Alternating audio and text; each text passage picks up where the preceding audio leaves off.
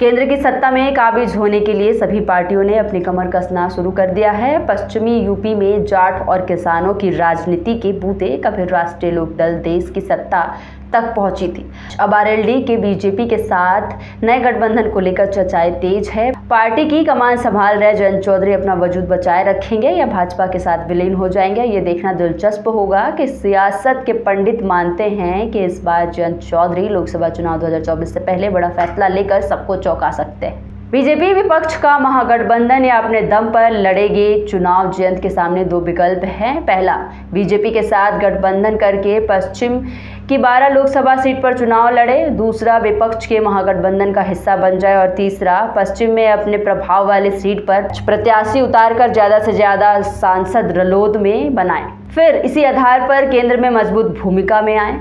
अब आपको बताते हैं जयंत चौधरी की 3 पॉलिटिकल टारगेट। विधानसभा के बाद लोकसभा जीताने का लक्ष्य देमद होगा। राष्ट्रीय राजनीति के वजूद को हासिल करना। जयंत चौधरी उस परिवार से आते हैं जिसमें से चौधरी चरण सिंह देश के प्रधानमंत्री बने। वो किसान और जाट की राजनीति करते थे। चौधरी अजीत सिंह के देहांत के बाद पूरी पार्टी को जयंत चौधरी ने संभाला। अब ये उनकी जिम्मेदारी है कि राष्ट्रीय राजनीति में अपने परिवार की तरह पुराना मुकाम फिर से हासिल करें। वो मजबूती से 2024 लोकसभा चुनाव की तैयारी में जुटे हैं। विकल्प सपा और कांग्रेस के साथ गठबंधन का है, लेकिन मौजूदा समीकरण में बीजेपी की तरफ उनका सॉफ्ट कॉर्नर पश्चिम यूपी की राजनीति में कुछ नए आयाम गढ़ सकता है। बीजेपी को भी जयंत के जरिए किसानों के बीच एक बड़ा चेहरा मिल सकेगा।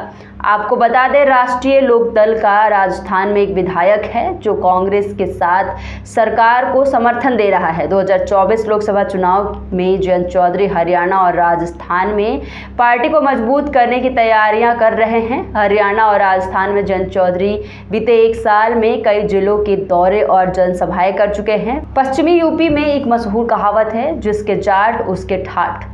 जानकार मानते हैं कि जाट सत्ता के साथ कनेक्ट रहना पसंद करते हैं। खासकर पश्चिमी उत्तर प्रदेश के किसान और जाट नेताओं में सत्ता के साथ रहने का इतिहास रहा है। 2014 और 2017 के चुनाव में जिस तरीके से जाटों ने एक तरफा बीजेपी को बहुमत दिया, पश्चिमी उत्तर प्रदेश में कई पार्टियों का खाता तक नहीं खुल। ऐसे में जानकार मानते हैं कि 2024 के चुनाव से पहले जाट चाहते हैं कि उनका नेतृत्व करने वाले नेता सत्ता के साथ रहकर चुनाव मैदान में उतरे, जिससे आने वाली सत्ता में उनकी भागीदारी मजबूत हो सके। वैसे तो जाट समुदाय की आबादी पंजाब, हरियाणा, राजस्थान समेत कई राज्यों में प्रभाव में मानी जाती है, लेकिन खासकर यूपी के पश्चिमी जिलों में स्थिति बेहद मजबूत है। यूपी में जाट प्रभाव वाले जिले मेरठ, मथुरा, अलीगढ़, बुलंदशहर, मुजफ्फरनगर, आगरा, बिजनौर, मुरादाबाद, सहारनपुर, बरेली और बदायूं है।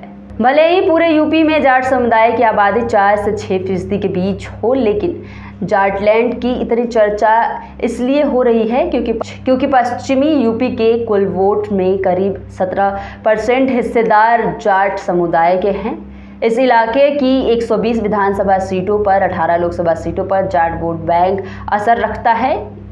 इन्हीं में 12 लोकसभा सीट पर जयंत ताकत लगा रहे हैं।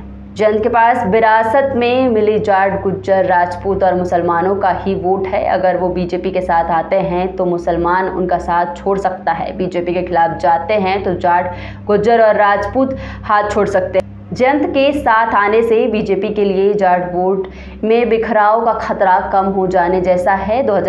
2022 के विधानसभा चुनाव के दौरान अमित शाह ने जाट नेताओं के साथ बैठक में जयंत और अखिलेश के गठबंधन पर कहा था कि जयंत ने गलत घर चुन लिया है, उन्हें नुकसान होगा। शाह ने तब जाट नेताओं से कहा था कि बीजेपी को रालोद से कोई परहेज नहीं है और आप लोग जयंत से अलग चुनाव के लिए बात कर लीजिए। जयंत चौधरी का पटना में विपक्षी दलों की बैठक में नहीं जाना एक सवाल खड़ा करता है। हालांकि पार्टी ने कहा कि जयंत लंदन में थे इसलिए नहीं गए, लेकिन ऐसा लगता है कि वो विपक्षी नेताओं से अभी दूरी बनाए रखना चाहते हैं। बेंगलुरु में दूसरे राउंड की बैठक में जयंत का कदम बताएगा कि वो 2024 में बीजेपी की तरफ झुकेंगे या कांग्रेस की ओर। सूत्रों का तो यहाँ तक कहना है कि बीजेपी ने जयंत चौधरी को पार्टी में विलय तक का ऑफर दिया था, लेकिन वो इसको खारिज कर चुके हैं।